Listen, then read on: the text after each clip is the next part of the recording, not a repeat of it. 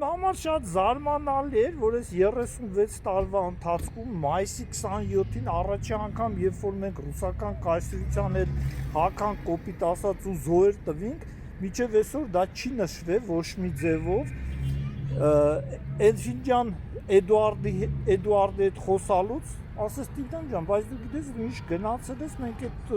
տոն բան այդ միջոցառում նույնիսկ չենք արել, շատ ցավալի է իմ համար, որ մենք մեր էլիտան է, ասես կոպիտ ասած, հայ էլիտան է այդ օրը զոհաբերել, տղեկն են եղել, խուճուճեդոներ, շանտներ, Ռոլանդներ, իր ախպեր, Ռոմիկներ, Գևորգյան ախպերները, Սամոն, Ռուբոն, Սասունցի Դավիթ, Ջոկատի, այն ժամանակ եղել է Սասունցի Դավիթ Ջոկատի հրամանատար Գևորգյան Սամվելը, իր ախպեր Ռուբոն։ Սարի Թաղի Վրեժներ, Աշոտ Նավասադյարներ, Գևորգյան եղբայրների ջոկատներ,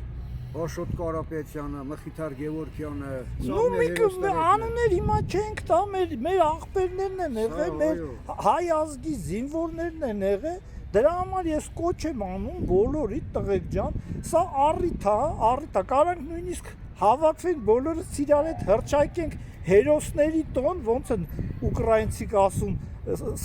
Գերոյեմ Սլավա, կարանք այդ օրը տես մի օր սարքենք, Մեջ վերում անեմ Գրիգորյան ջան,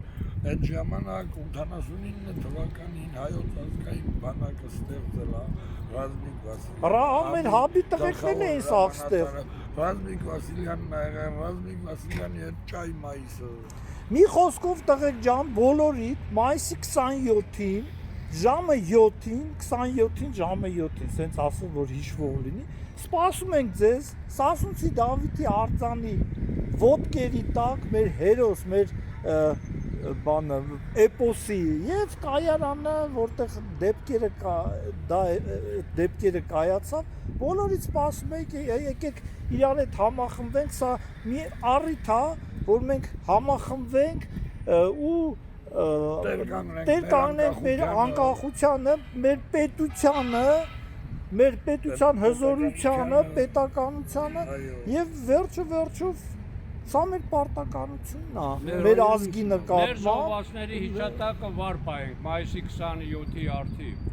Սպասում ենք բոլորի, դիփ հայ։